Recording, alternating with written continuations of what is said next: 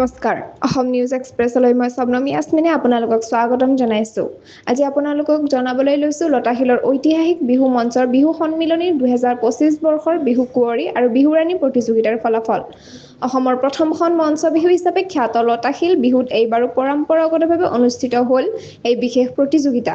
মঞ্চখন উজ্বলাই তুলিছিল 18 গৰাকী নৃত্যশিল্পী, যিসকলে নিজৰ নৃত্য শৈলী পৰিধান আৰু উপস্থিতিৰে বিচাৰক মণ্ডলীৰ মন জয় কৰিবলৈ প্ৰতিযোগিতাত অংশগ্ৰহণ কৰে। এইবাৰৰ বিহু কুঁৱৰী খিতাপ অৰ্জন কৰিছে দুলীয়াজানৰ দীক্ষা গগৈয়ে। তেওঁলোকৰ লোক সাংস্কৃতিক পৰিচয় আৰু শুদ্ধ নৃত্যৰে দীক্ষাই এই গৌৰৱজনক খিতাপ লাভ কৰে। আনহাতে 2025 বৰ্ষৰ বিহুৰাণী ৰূপে বিজয়ীৰ মুকুট অৰ্জন কৰিছে ধেমাজিৰ প্ৰীতিৰাণী বৰগোহাঁইয়ে। তেওঁ হনুমান বক্স খুৰাজমল কানৈ মহাবিদ্যালয়ৰ স্নাতক দ্বিতীয় ষান্মাসিকৰ ছাত্ৰী। প্ৰীতিৰ নিজৰ এখন নৃত্য বিদ্যালয়ও আছে, নাম পেৰাডাইজ ডান্স একাডেমী।